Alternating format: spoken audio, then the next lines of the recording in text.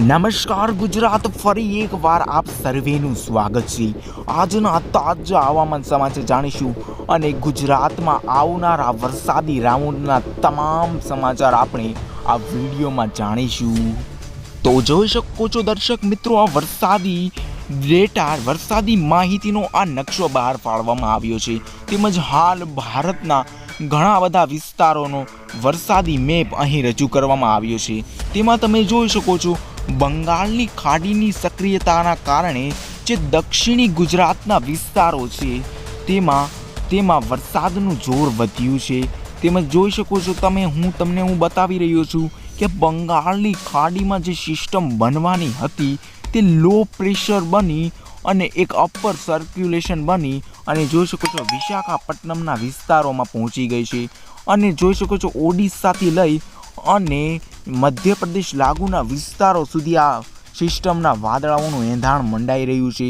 તેમજ આગળ વાત કરીએ તો આ લાઈવ સેટેલાઇટ પિક્ચર તમે જોઈ શકો છો, તેમાં તમે આ લાઈવ જોઈ શકો છો અરબ સાગરના ઘણા બધા વિસ્તારોમાં પણ વરસાદના એંધાણોવાળા વાદળાઓ જોવા મળી રહ્યા છે।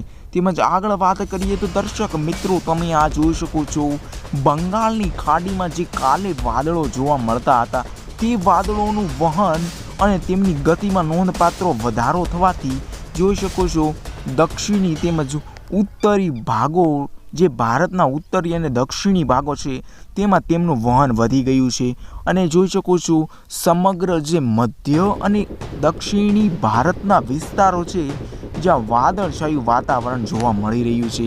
તેમજ આ સિસ્ટમ જે મોટી લો પ્રેશરમાંથી બનેલી છે તે સિસ્ટમના વાદળોનો વિસ્તાર પણ વધી ગયો છે। તમને હું બતાવી રહ્યો છું, અહીંયા જોઈ શકો છો, આ જોઈ શકો છો કાળી સિસ્ટમની આ નિશાન હું તમને કરી રહ્યો છું, તે નિશાન મુજબ તમે જોઈ શકો છો અહીંયાથી સિસ્ટમ બની હતી અને આ સિસ્ટમની ધીરે ધીરે સક્રિયતા વધવાની સાથે જ ભારતના ઘણા બધા વિસ્તારોમાં આવી રીતે તે સિસ્ટમનો ઘેરાવો બની રહ્યો છે અને આ ઘેરાવો જોઈ શકો છો લાઈવ સેટેલાઇટ પિક્ચરમાં જોઈ શકો છો। આ ઘેરાવો તમે જોઈ શકો છો મધ્યપ્રદેશ લાગુના વિસ્તારોથી લઈ જોઈ શકો છો મહારાષ્ટ્ર, ઓડિશા અને બિહાર લાગુના વિસ્તારો સુધી પણ આ સિસ્ટમના વાદળોનો ઘેરાવો જોવા મળી રહ્યો છે। તેમજ આગામી દિવસોમાં આ ઘેરાવાના વાદળો જે ગુજરાતમાં પ્રવેશ કરવાના છે અને એક મેગા વરસાદી રાઉન્ડની શરૂઆત થઈ જવાની છે અને આ 24 કલાકના આંકડાઓ પણ આપી દેવામાં આવ્યા છે। વલસાડના ધરમપુરમાં 2.13 ઇંચ જોઈ શકો છો, પારડીમાં 1.89 ઇંચ, વ્યારામાં 1.81 ઇંચ, મહુવામાં 1.54 ઇંચ, ખેરગામમાં 1.5 ઇંચ જેટલો વરસાદ, તેમજ વલસાડમાં પણ 1 ઇંચ સુધીનો વરસાદ, તેમજ વઘઈ, બોડેલી, ડાંગ સાઈડના છોટા ઉદેપુર, વાપી, બોડેલી, સુબીર, આ બધા દક્ષિણી ગુજરાતના વિસ્તારો છે જ્યાં લગભગ સમગ્ર દક્ષિણી ગુજરાતમાં 1 થી લઈ 2 અને 2 થી લઈ 3 ઇંચ સુધીના વરસાદો ખાબક્યા છે અને આ બધા જ વિસ્તારો છે જોઈ શકો છો ડોલવાન, દાહોદ, વાંસા, રાજકોટ, માણસા, આ બધા જ વિસ્તારોમાં સારા એવા વરસાદી ઝાપટાઓ અને વરસાદો નોંધાયા છે। તેમજ જોઈ શકો છો રાજ્યમાં સાર્વત્રિક વરસાદને લઈને આગાહી કરી દેવામાં આવી ગઈ છે।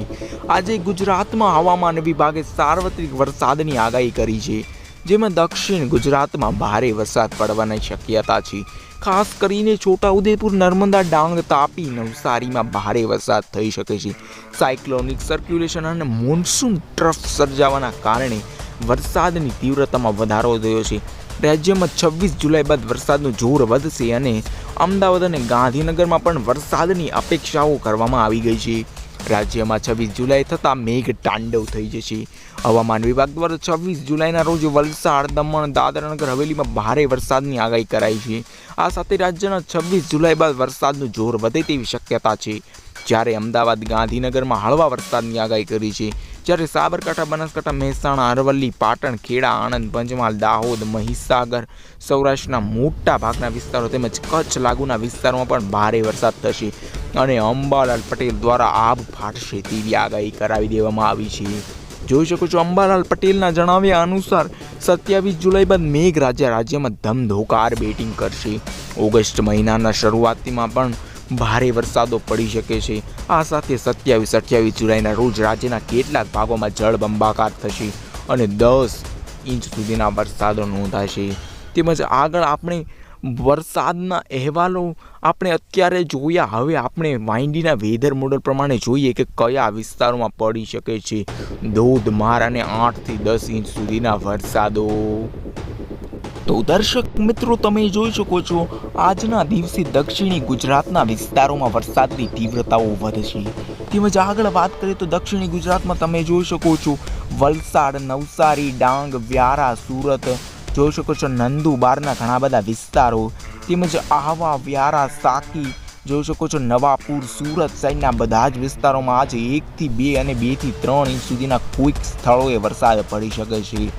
આ તરફ ભરૂચ, રાજપરા જોઈ શકો છો, ધડગાંવ સાઈડના વિસ્તારો, બોડેલી, વડોદરા, આમોદ, રાજપરા, અલીપુર, ખંભાત સાઈડના વિસ્તારોમાં પણ આજે સામાન્ય એવા વરસાદી ઝાપટાઓ નોંધાઈ શકે છે. આ તરફ વાત કરીએ તો દાહોદ, ગોધરા, પંચમહાલ, કપડવંજ, લુણાવાડા, નડિયાદ, ધોળકા, અમદાવાદ આ બધા જ વિસ્તારોમાં આજે વરસાદનું જોર ખૂબ જ ઘટ્યું હતું અને જેના કારણે અહીં વરસાદની કોઈ પણ શક્યતાઓ જોવા મળતી નથી. તેમજ કોઈક સ્થળોએ જો વરસાદ તેમજ વાદળાઓ બંધાશે તો સામાન્ય વેડા ઝાપટાઓ પડી શકે છે.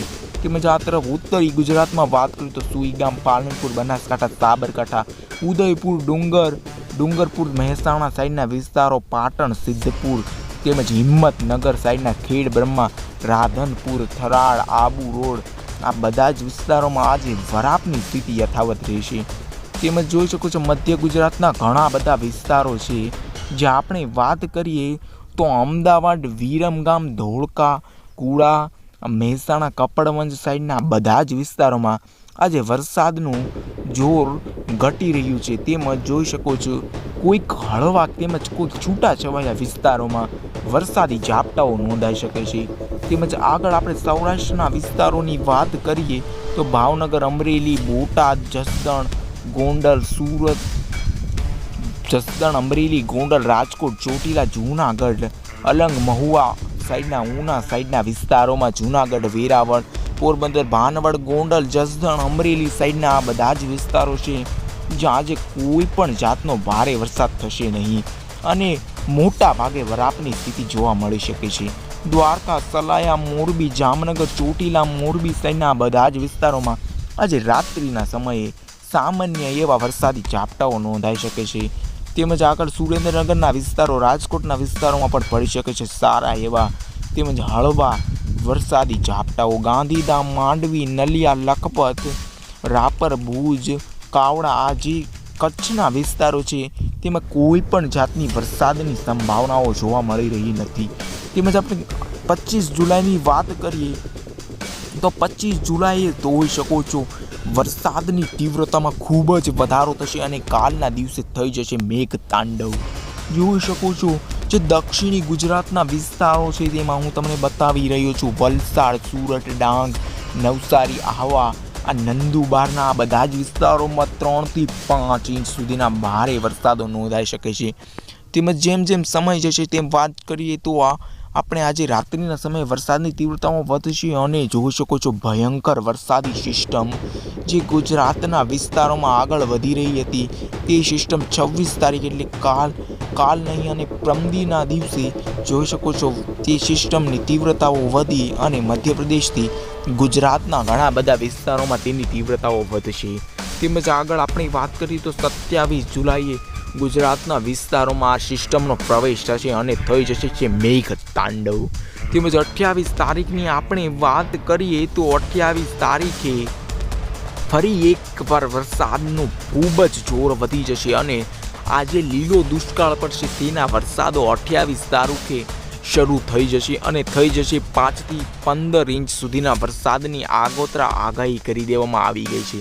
તેમજ 30 તારીખ, 29 તારીખ આ બધા જ તારીખો મેં તમને કહી તે તારીખોમાં પડી શકે છે અતિ ભારે વરસાદો. તો આ હતા આજના તાજા હવામાન સમાચાર. જો તમને વિડીયો પસંદ આવ્યો હોય તો એક લાઈક કરવાનું ભૂલશો નહીં. તો મળીએ એક નવા હવામાન સમાચાર સાથે.